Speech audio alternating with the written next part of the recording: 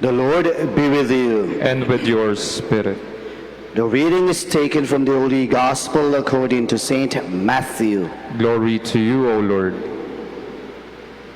When the Pharisees heard that Jesus had silenced the Sadducees, they gathered together, and one of them, a scholar of the law, tested him by asking, "Teacher, which commandment in the law is the greatest?" He said to him, "You shall love the Lord your God with all your heart, with all your soul, and with all your mind. This is the greatest and the first commandment. The second is like it. You shall love your neighbor as yourself. The whole law and the prophets depend on these two commandments." My brothers and sisters, the gospel of the Lord. Praise to you, Lord Jesus Christ. Mga kaibigan, to be able to reach the Father, one has to reach out to others. To be able to reach the Father, one has to reach out to others.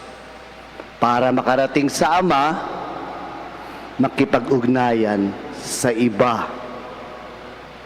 Sa mga mapagmatsyag, perhaps you notice, I demonstrated the vertical line and I demonstrated the horizontal line, ang simbolismo ng isang krus, the symbol of the cross.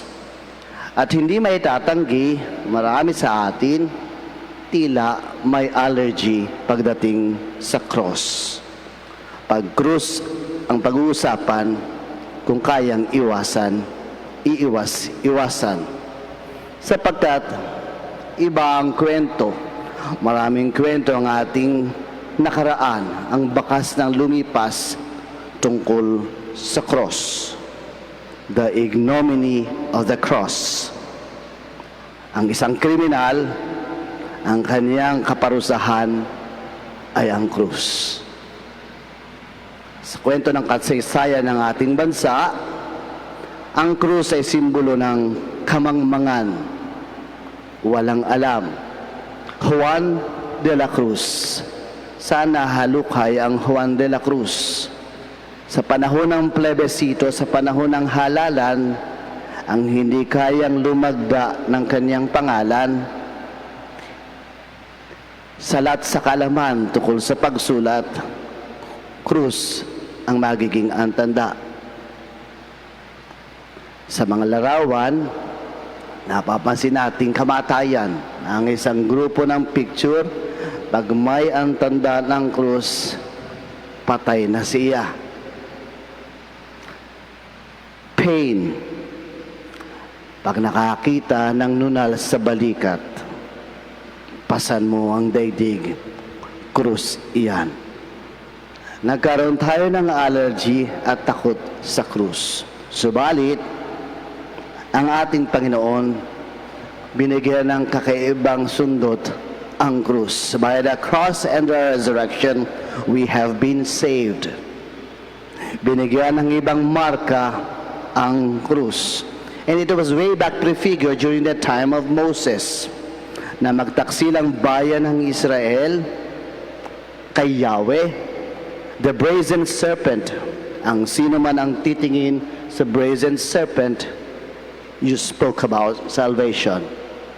At ang ating Panginoon, naging simbolo at naging mitsa at paalala ng pagsunod at pagtalima sa ating Diyos, sa kanyang Ama. The symbol of the cross suddenly spoke about our salvation. The cross, the vertical line and the horizontal line. At yan ay masasalamin natin sa Ebanghelyo sa araw na ito.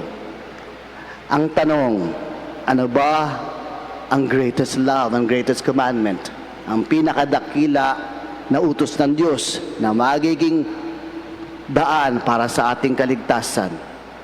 Ibigin mo ang Diyos, ibigin mo ang kapwa.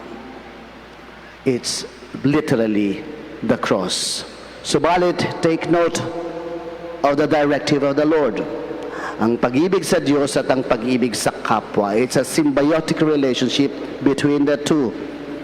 Hindi maaaring Diyos lamang ang ating mamahalin, sapagkat ang pagmamahal sa Diyos, yan ang pananaw ng iba. Sola fide, bukod tanging ang pananampalataya.